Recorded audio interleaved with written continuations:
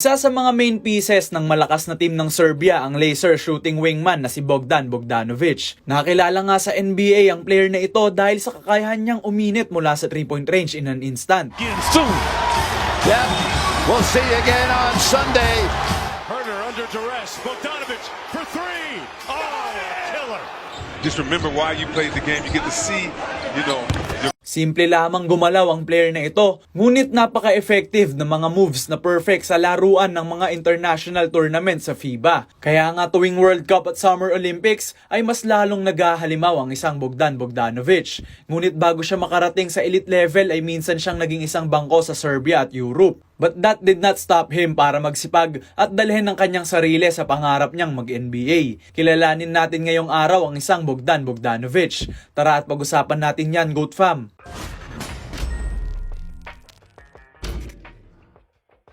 Lumaki at ipinanganak ang isang Bogdan Bogdanovic noong August 18, 1992 sa Belgrade, Serbia, na sakop pa nga ng Yugoslavia around that time. Bata pa lamang si Bogi ay naglaro na siya ng organized basketball. Hindi naman na yan isang rare sight dahil ganito naman talaga ang sistema sa Europe. Kaya nga pagdating nila sa around 16 to 19 age range ay nagpo-pro na ang karamihan sa mga young basketball players dito. Naglaro si Bogi para sa mga club ng SKK Zvezdara at Sitko Basket as a teenager, kung saan niya hinubog ang kanyang mga skills na meron ngayon. This time ay isa si Bogi sa mga top youth players ng Serbia, displaying his craftiness every game at kitang-kita naman talaga na angat ang laruan ng batang Bogdanovic sa mga peers niya. Kaya naman noong September taong 2010, nagpa siya nang mag-turn pro si Bogi at an 18 years of age. Sa Partizan, nag-sign ng unang professional basketball ng 6'5 wingman.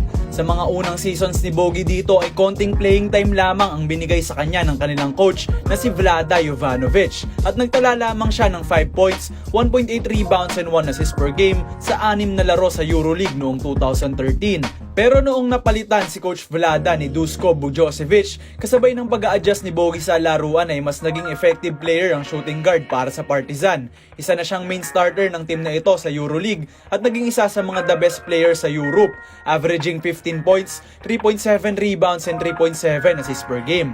Ang then 22 years old ay napansin ng mga NBA scout dahil sa maturity nito sa paglalaro at the second highest level ng basketball sa buong mundo. Nag-fail mag-qualify sa EuroLeague ng sumunod na taon ng Partizan. Yan ang nag-udyok kay Bogdanovic na testingin na ang kanyang NBA hopes at nagpa siya na mag-declare na para sa 2014 NBA draft. Pinili naman ng Phoenix Suns si Bogi as the 27th overall pick ng draft.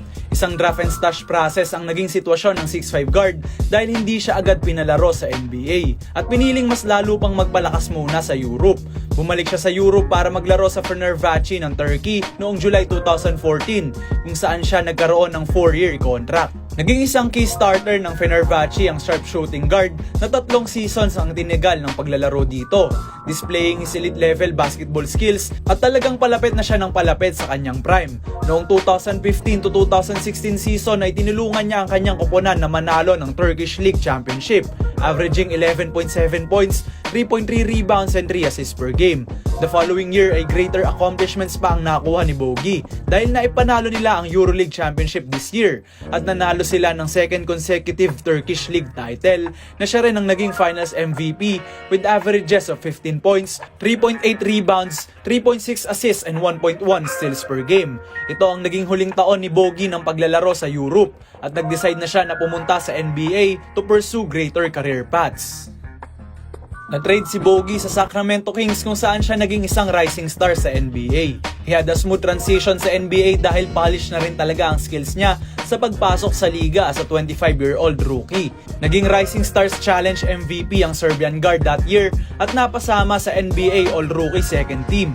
3 taon ang tinagal ni Bogdanovic sa Kings bago mapunta sa team niya sa ngayon na Atlanta Hawks, kung saan niya natala ang best career niya last 2020 to 2021 season with 16.4 points, 3.3 assists and 1.1 steals per game. Nag-develop na rin si Bogdan bilang isa sa mga the best players ng Serbia tuwing FIBA tournaments, leading them into 2 silver medal finish noong 2016 Summer Olympics at 2014 FIBA World Cup.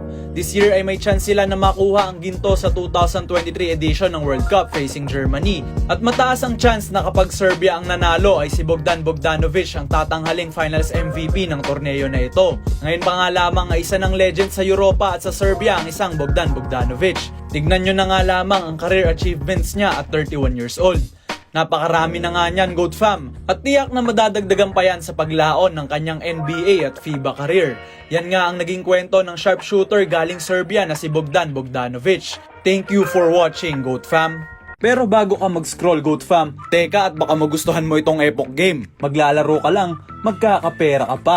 Nandyan ang mga laro tulad ng Color Game, Candy and Crush, at ang aking personal favorite na Dragon Tiger. Napakadali ng pera dito, Goat Fam ha. Maglalaro ka lang, kikita ka pa. Kaya kung interesado ka ay gamitin na ang aking referral code na nasa comment section. Mag-register na gamit ang inyong cellphone number kung saan merong verification code na isisend ang epoch game. Maglagay ng password at referral code at pwede ka na maglaro. Madali lang din mag-cash in at mag-cash out via GCash, kaya ano pang hinihintay mo? Mag-download na ng epoch game at simulan ng manalo ngayon. Mahalagang paalala, gamble responsibly, Goat Fam.